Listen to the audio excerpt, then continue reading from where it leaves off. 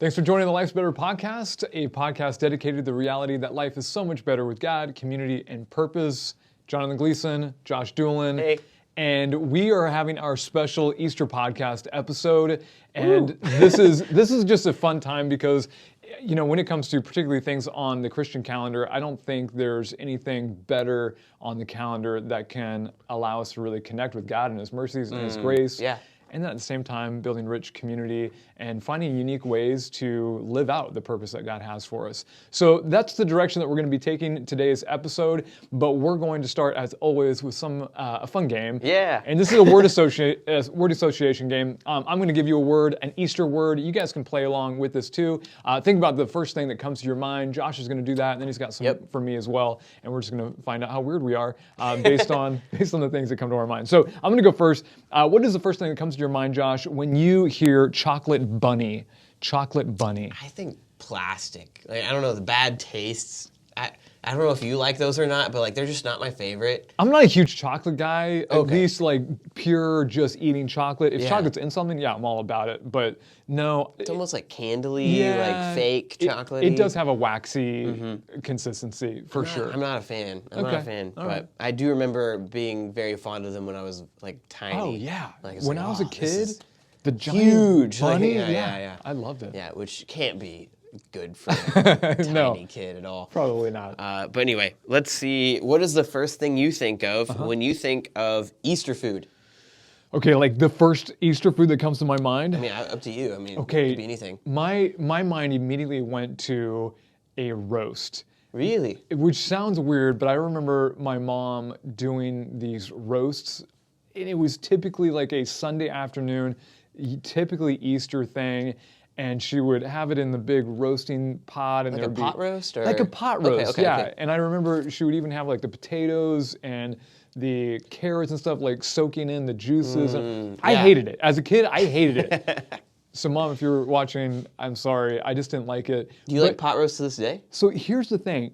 I wanted the sandwich. So I was all about the meat, but I Okay. wanted to cut that thing off, put it between two slices of bread, and like have like roast beef sandwich. Would that be Yeah. considered roast beef sandwich? Pretty much. Okay, that's what a I little wanted. different. Is it a little different? I don't know. I'm not a guy who really knows what he's talking about when it Emily's comes to food. mom does that, but specifically for Christmas Day. Yeah. Like Okay. we'll do that, and it's unique because we have like a million different Christmases if you have a bunch of family, and so like I look forward to that because it's not the same as everything else. Yeah. But yeah, it's pretty good. That's where my mind went. Yeah.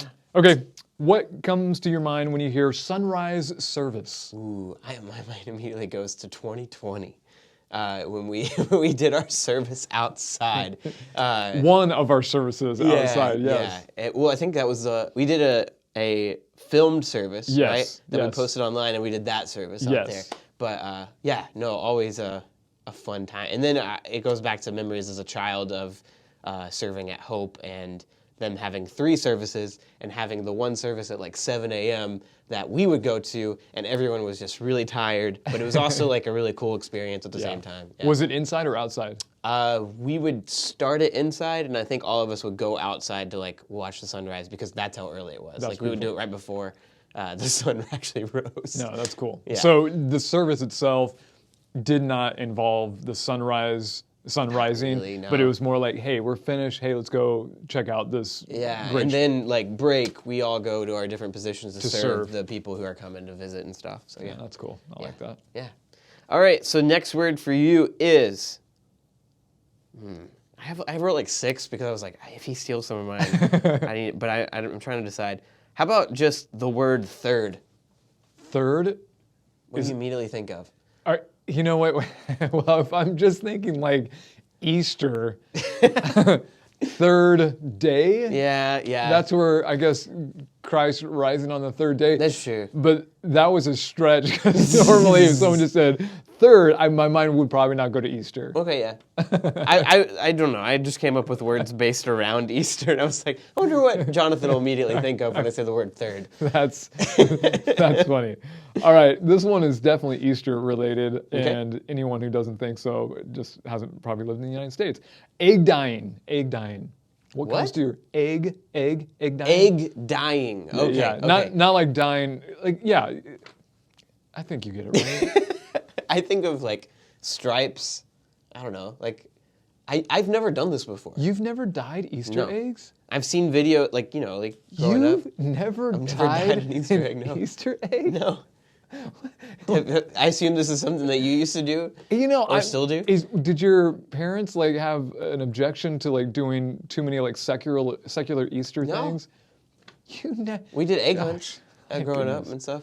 Yeah, this is definitely something that every year, even as a kid. Really? Even and- now? Oh yeah. Okay, Every year we cool. dye eggs. What do you dye it in? What is it just a big bucket of paint? Or? So usually you get these really cheesy looking rectangle cardboard boxes, Okay. and they have these little tabs of dye, and you put it in a cup. And the old ones, you would put some vinegar and water. I think the new ones, you can just add water, but they're not usually as good as the vinegar ones. And then you put your egg in that cup of dye for, a minute or less, pull it out, and you get really cool colors. And you can like mix and match. And Now, okay. Yeah. So I've seen on a TV show once that these you dye and then you also, do you hide these as well? Yeah, we definitely include those in Okay.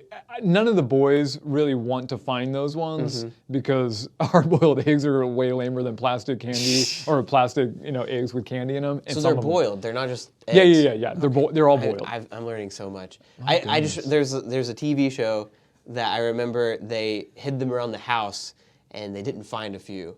and they got and, stinky. And they got really stinky. Yeah, so I like, would it just imagine. sounds like a horrible idea. to We begin always with, do it but- outside. So Okay. if they don't get found, eventually our dog will find them. And guess what? Fun treat for Or her. some animal will find them. Yeah. Yeah. Okay, cool. All right, my next one is what is the first thing you think of when I say Good Friday? My mind immediately just pictures the cross and Jesus' death on the cross. Yeah. And for whatever reason, in my mind, like it's darker.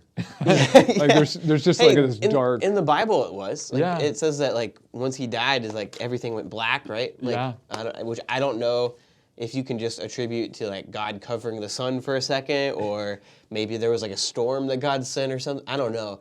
I think that there was, I don't know, somebody who's a lot smarter than me came and told me that there was like something that can be attributed that day that made like everything seem a lot darker, which I've heard that as well. I don't know. think what I've heard is an eclipse, oh yeah. and they can actually trace it back to could have easily been on that day. Which is crazy, yeah. Yeah, I haven't done enough research Yeah. to say, hey, yeah, that's true or not. So I don't think there's enough research at all to say like that for sure, but like it would someone be can really cool, educate right? us. Yes. Like how cool would it be to like that God planned that and Jesus died on the same day as an eclipse? Like that would be yeah, really neat.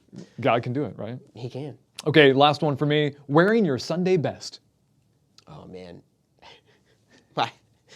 Why is it okay, so the very first thing, I've never gone to a church that like required you to really dress up nice Yeah. and everything.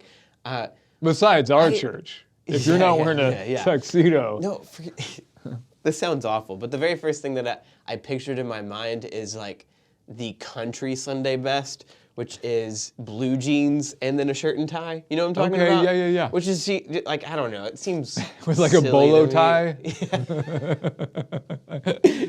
If you're rocking the bolo tie, there's nothing wrong with that. That's okay.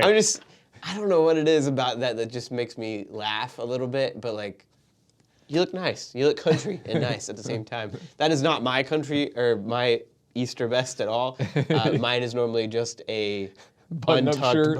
button-up Yeah, shirt with yeah. khakis. Like, No, yeah. Josh is rocking it. But Kind of like right now. a little bit. This is a flannel. Yeah. So like, it's little, I don't know. Emily says it doesn't count. It needs to have some pastel colors to like make it Easter. So Yeah, this is more like fall. yeah, right? probably. All right. And then I have one more word, right? Yep. All right. What is the first thing you think of when I say egg hunt? I picture my backyard with my boys and them trying to find the money egg before their brothers find the money egg. How much do you guys put in the money egg?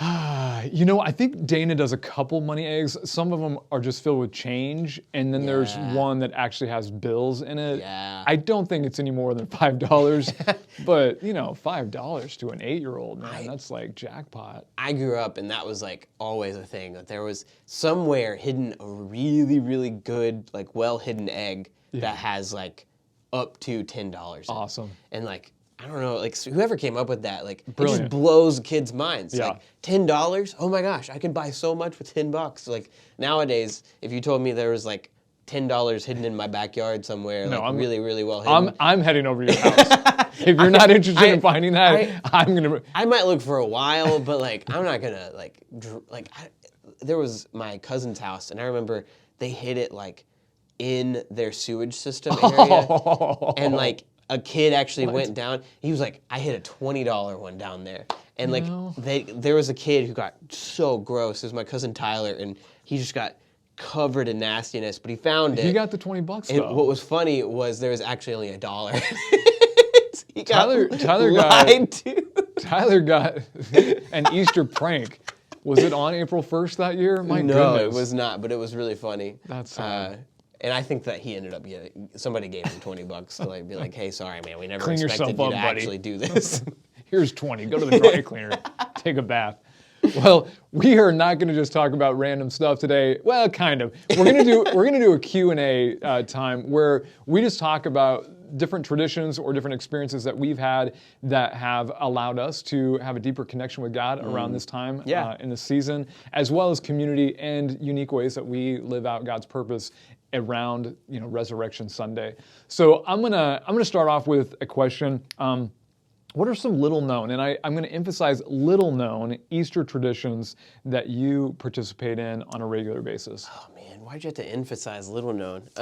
So, I don't know if this is like commonly known to everyone, but like around Easter, it's just growing up with family that actively served in the church, like every single time.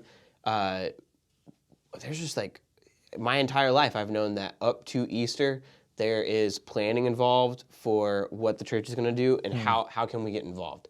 So like, there's always more room for children's ministry.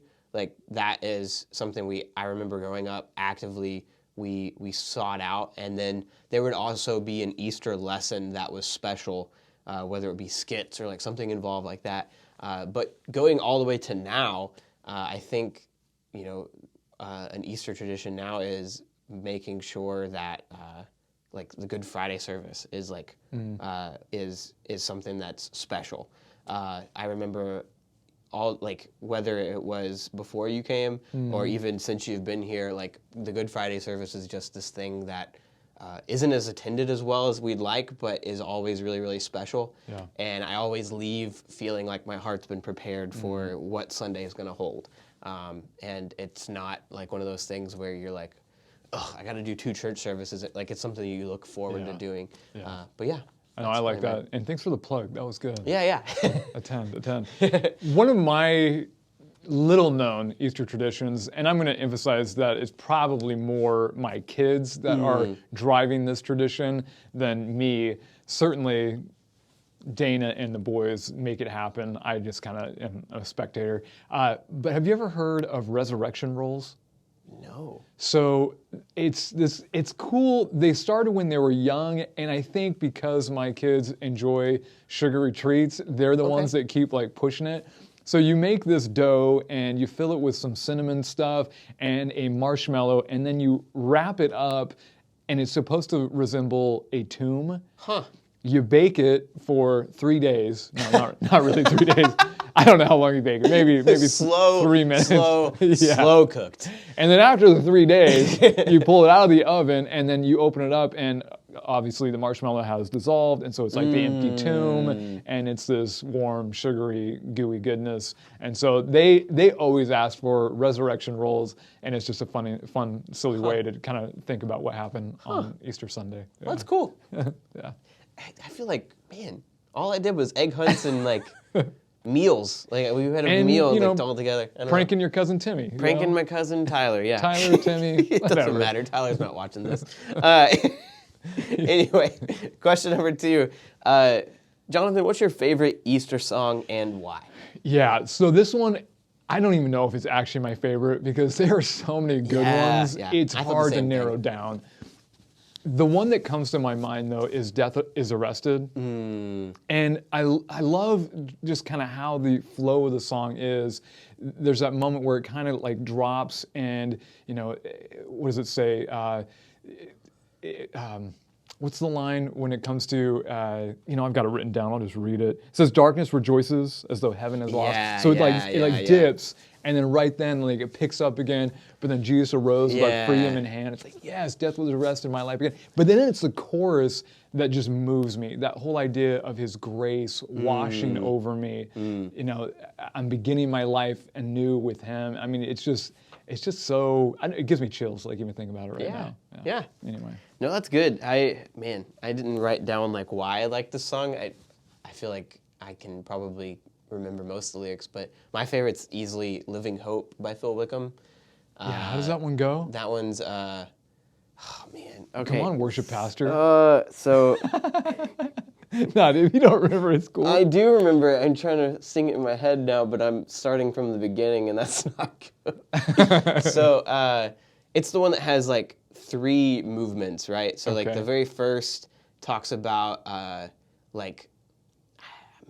trying to. It's like how we're the situation that we're in is kind of hopeless without Christ, and He enters the scene and like saves us, which is awesome. Then the second one's about His death on the cross, which is like solidifying that we now can be like, say like He sacrificed Himself for us and all of that stuff.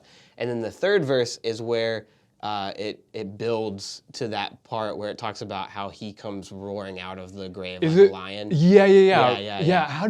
What is that line? Because I was even thinking about that song as one of my favorites, and I couldn't stop singing another song that talks about roaring like a lion. I was like, that's not the song. I am blanking right now on how to sing it, and that is my life, right? Like when somebody is like, "Hey, can you sing this song for me?" And then I can't remember the lyrics, but yeah. That's one of my favorites too. Yeah. And I could not remember it, and so "Death Was Arrested" was but I also really like this one.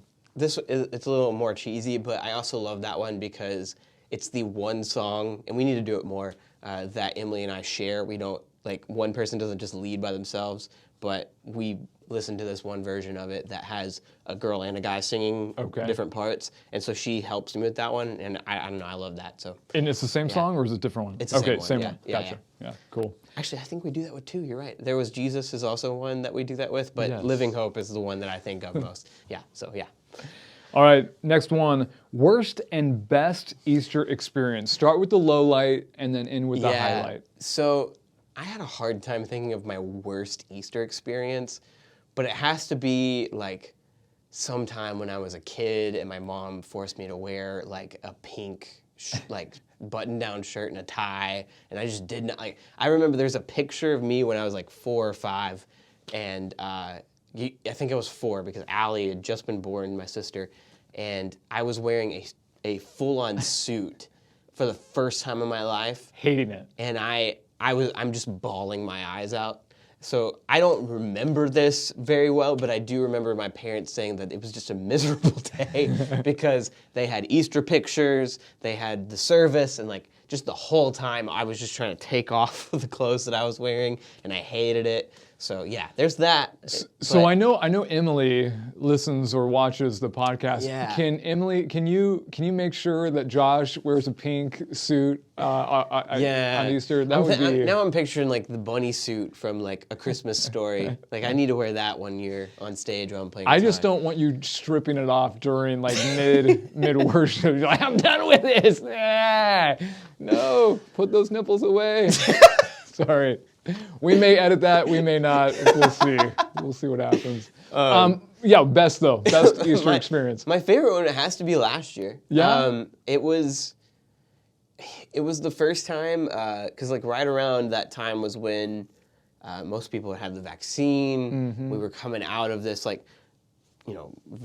world pandemic, and obviously like it wasn't over, but like they were saying, you can gather in groups again, like, and it be comfortable. You don't have to feel like worried about it. And like most of my family, even the older ones, had the vaccine. So there's this level of like, okay, we can actually do this. And like even the people who are really stressed out about the pandemic, they were like, okay, we can gather. And so it was the very first holiday where like my family all gathered, Emily's family all gathered. We had a normal service on Sunday because the year before we didn't have that. Okay. And it made me appreciate Yeah, I can see Easter that. a whole lot more. And then on top of that, like it was just great to be with family again and like to hang out. And I just remember that being a moment where I was like, man, I'm thankful for this in a way that I've never been because I took them for granted for all of my life. I get that. Yeah. Well, my worst, this is going to sound horrible, but as a kid, I loved Easter. Spring is one of my favorite seasons. The only thing that might make summer a little bit better is because sometimes in the spring it's still too cold to go swimming, and I love swimming. So here's the thing, loved Easter, always, even the images in my mind of Easter growing up, bright, beautiful, like everything's really great. And then I got into ministry. And Easter stopped being just this really great celebration, and it became something that stressed me out. It was one of those things that was on the calendar like, oh yeah, but this has to get done, and this has to get done, and oh my goodness, I'm gonna have to do this, this, and this. And so probably my worst Easter experience is just, unfortunately getting stressed out and getting anxious about stuff I probably shouldn't get stressed and anxious about. Yeah. I haven't felt that quite as much in this ministry as previous ministries, but there was this, conversation I remember having with my wife years ago, just being like, I don't enjoy Easter like I used to. And it was just kind of sad. That being said, though, the highlight for me on this has happened multiple times, but best Easter experience is any time that I'm able to lead someone to Christ and they're baptized on Easter. Oh, wow. There's just something really cool and special about, okay, we are celebrating not only Christ's resurrection, but now we're celebrating your resurrection in Christ. For sure. So yeah, that's always a So if you guys want to get baptized, let's do it on Easter. Absolutely. Anyway, number 4, what is your strangest Easter experience? All right, this one was when we were living in Oceanside. Okay. And I got to kind of set it up. So Easter at that church was all hands on deck for weeks. We would have the Good Friday service.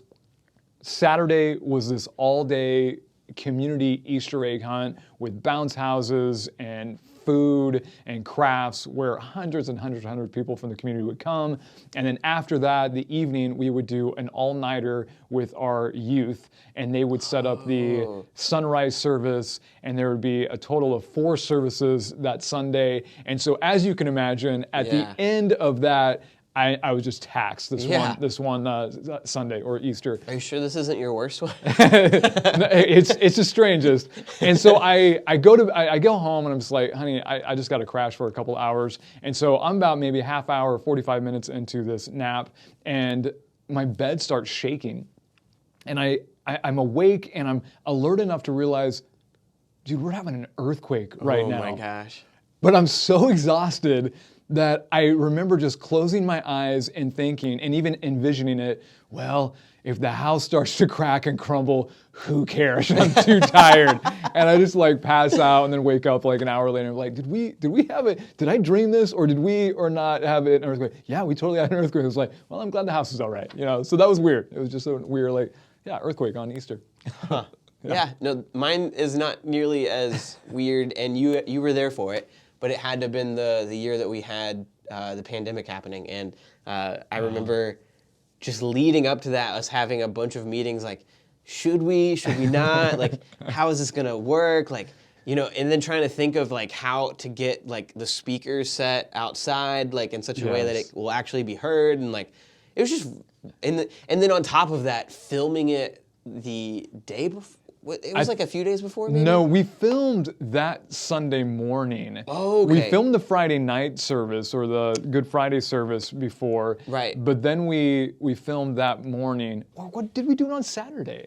I could have swore we did. Maybe we did it on Saturday. So and then we had posted it at the same time we did like that the live sounds right. That sounds right. And that was weird to me. Like the fact that we were filming a Easter service that wouldn't go out until the next day on actual Easter, but we were celebrating like it was Easter Sunday, but it was actually Saturday. It just felt strange. Yeah. And then on top of that, like that next day, Emily wasn't like at all with us. She was actually on a trip with a friend, and so like not having her there was just like even extra weird. Like oh, sure. I went and had dinner with her family without her, and it was just like you guys were my family, but like I'm kind of an odd one out without her there. I don't know. It was just Do you remember how the Easter. governor made some announcement like Saturday that like sheriffs and police officers were going to be checking license plates to all these church services to make. I just remember like, come on, we were doing our best to like keep people separated, and you are not helping us at all. Yeah. And I remember headlines of like, these pastors are like standing against the order and like all. It was just a very odd year, in general. But like, man, that time was, it was interesting. But at the same time, I didn't want to make it my worst because it was actually a cool experience at the same time. It was. And it was unique. It's going to be an Easter experience I never We're forget. not going to forget it. It's true. All right. So, what have been some of your most meaningful serving experiences at Easter? So, easily the most meaningful was the year that we were going through a pastor change, and all of that happened incredibly quick. And like, we loved Brandon and everything like that, but like, we weren't, I don't know, none of us were having the mindset of, oh, Easter is literally about to happen and you just left. Right. And I remember that there was just this moment where Junior met with me like maybe 2 weeks before Easter, and he was like, so are you okay with taking Easter? And like in my mind, I was just like, sure, that's like in 2 months, right? I got it. It was just, I don't know, like I never thought, I've still never thought that I'll be a lead pastor one day. And to think that I'm about to take on like what is the Super Bowl in my mind for pastors, like it was just, I don't know, it was weird and horrifying, and kind of like the pressure set in, like I got to make this really, really good. Okay, I'm also in charge of the Good Friday service, but it ended up being like, I don't know, it wasn't, I was so encouraged by a lot of people in our church during that time, because they knew that like I not only had the youth, I was trying to step up and do these things, because I was preaching like once every 3 weeks, and the genuine care I got during that time was just really, really important to me to feel loved by you guys. Not that I didn't feel loved before, but there were some of you that I had never talked to really before, and you came up and encouraged me during that time. It was just really, really something I'm thankful for, and I still think about today. And I have better relationships with some of you because of how you supported me during that time. So it was a very cool time that I don't want to have happen again. So don't leave anytime soon. But I still remember like this was a very tough thing, but I had a lot of support from my church family that meant a lot to me and still means a lot to me. So yeah. I like that. Probably some of the more unique serving opportunities. I'll give a couple in previous ministries, and then I'll give the one that I enjoy even here. So when we were in Oceanside, we would do that all-nighter event. Yeah. And the reason why we did it is because they were having to come early anyway to set up the sunrise service. So it's like, well, hey, how about we just kind of make it a night of it? And so at 4 o'clock, like we're down at Denny's having, stuff in our face with like pancakes and eggs. And then just that sunrise like experience where we're putting together all the chairs out on the patio, the speakers, and the heating, heaters, the little portable heaters. Yeah. Just the whole thing, and like getting the kids all suited up and these vests so they're directing traffic and shaking it. Like that whole experience was just like, man, I love like serving with these kids. Like this is just so fun.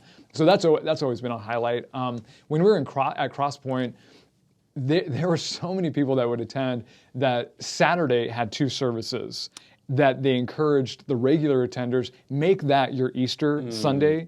And then we'll open up for the 4 other services on Sunday. We'll open it up for those people that we want to reach. Yeah. And so we would always make our Saturday really our serving experience where we'd be involved in the kids ministry. So we were ministering to those who typically serve their kids, and it was just really meaningful to help them. And then one of the things I really enjoy at Easter, and really almost every holiday around here, is our family will bake some food, cookies, whatnot, and then we just hit our neighbors and bless them with a little Easter treat, and usually an invitation to be like, hey, and if you're not connected to church, we'd love to have you, blah, blah, blah, blah. But just serving them by blessing them, whether they have a church or not. That's awesome. Is always fun too. Yeah, awesome. All right, my last question. Yeah. What are unique ways you live out purpose at Easter? Okay, so a few different ways. Some of the things that I just mentioned, just making it a evangelistic opportunity. For whatever reason, our culture is a little bit more open to an invitation to church, and so I try to take full advantage of that around Easter with having those conversations and inviting, particularly even our neighbors, just making sure that they're loved and have a place to connect and worship if they don't. And then I think even just ministering to my family, one of the things that we do is that week of leading into Resurrection Sunday is going through the events of Jesus' life that last week. And there's something really meaningful just to prepare our hearts in that. And I know one of the strongest purposes that God's placed on my heart is to train up my kids to know and love God. And so having that time at Easter is always really meaningful. Very cool. What about you?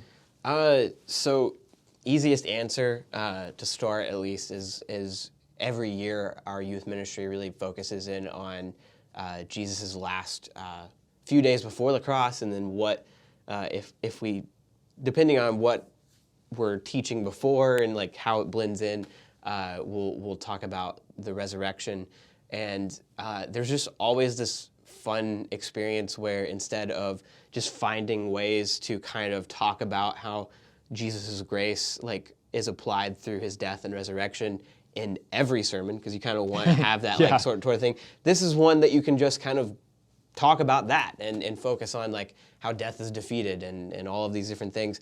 And probably the one thing that, I have certain things that I probably preach to death to my students, but we always focus on Jesus' last meal with his disciples, and not even communion specifically, while that is a focus, but him talking about if you love me, you will keep my commands. And then on top of that, his just call to love others, and also what is it that anybody would die for a friend, but not very many would die for a stranger or for your enemy.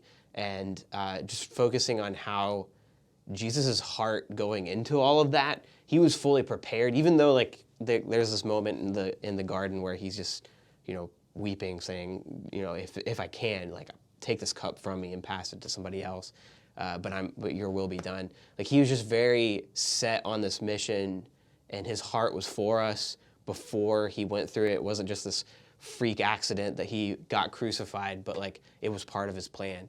And I just love how every single year that tends to be a Wednesday night that I can look back and say, okay, these students were affected. These students came up and wanted to get prayer. These students made decisions, all of that type of thing.